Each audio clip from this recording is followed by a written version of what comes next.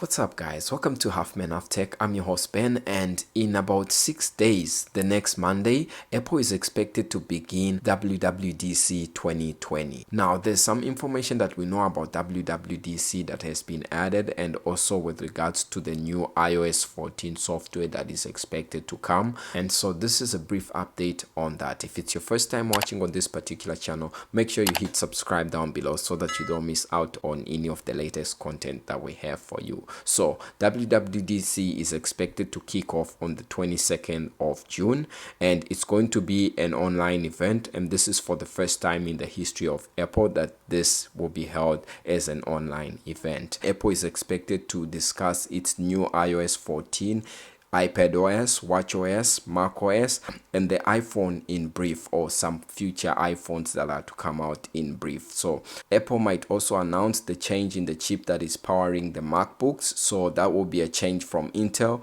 to new ones similar to those built for the iPhone. However, this is a move that will take time and result in slimmer and quieter MacBooks in future, so we don't expect it to be reviewed at WWDC. Perhaps the announcement will be made. And so since this WWDC 2020 is going to be quite an important event for all Apple lovers and users and also developers, how can you watch this event? Well, it's going to be streamed on Apple TV Events app. So if you have the Apple TV, you can easily stream this event in the Apple TV app. You can also go to the App Store, which is here, and just search for the developer app, which you'll also be able to stream this event. So search for developer, this Apple developer app comes up, and if you open that app, basically you can see that you have like a browse section, and then you have WWDC, so you can also be able to stream it live using this Apple developer app. And just make sure that you sign in to your account by just tapping here where it says account and log into your account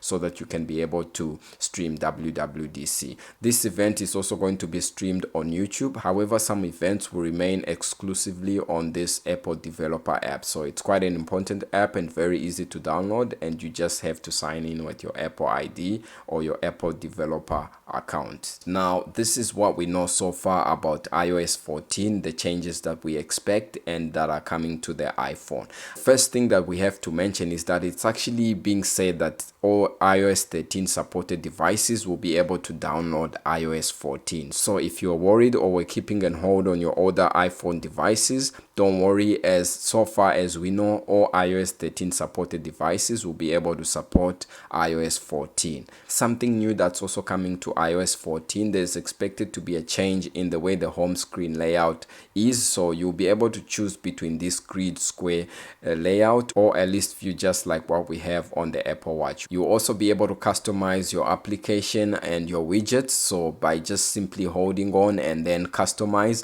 you can be able to set some applications to take up like 4 squares as a single app or 6 squares depending on your feel. So that's something that we expect to be coming with iOS 14. Also, you'll be able to change default apps. You know how we have Safari here as the default browser for the iPhone, or Apple Music here as the default music player when you activate Siri or when you enter your car. So that is expected to change with iOS 14. You can be able to change your music app and set it to Spotify, and your browser, default browser, and set it to whatever app you prefer. And also even maps, if you want to use Google Maps as your default app, you can be able to do that on iOS 14. Something else that we also expect to come on iOS 14 is multitasking, which is similar to what we have on the iPad, so whereby you can be easily pop something on the side here and then drag and drop an application and have that multitasking work. However, as far as I know, it's being said that only the phones or iPhones with bigger displays. However, these are still rumors, and it's not yet confirmed whether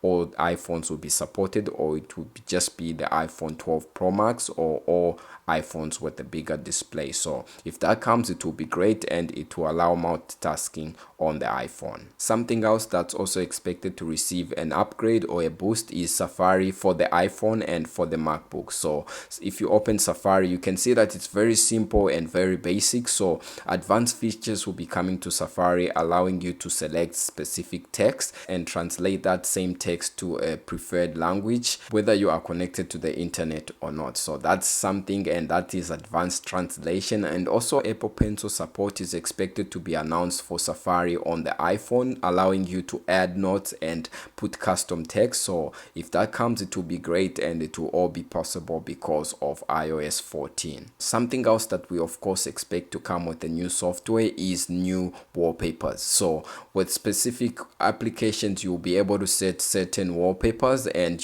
be able to select perhaps a wallpaper just for the music app or a wallpaper just for the health app. And also we don't expect the same live wallpapers or still wallpapers to remain. We expect a change with the new iOS 14 software. There's also rumors that Apple will be developing a new AR application, allowing you to easily just point at objects and be able to identify or gather information from those objects. However, that is not yet confirmed, and as far as I know, it's still rumors. So if it does happen, it will be great. And instead of using third-party apps to be able to identify products in the shop or products as you move about, you can just use that default application built by Apple developers. So as you can see, this is very interesting and something that we can all look up to. I'm actually excited for iOS 14 and WWDC 2020 to see what Apple has to offer and announce. So make sure you hit subscribe down below, and so that you don't miss the latest videos and content, as I'll be covering most of the products in full details. If you like this video and are excited about WWDC 2020 and iOS 14, please leave a like and hit subscribe down below. And thank you very much for watching and reaching this far into the video. Stay safe, and I'll definitely catch you guys in the next upload. Peace.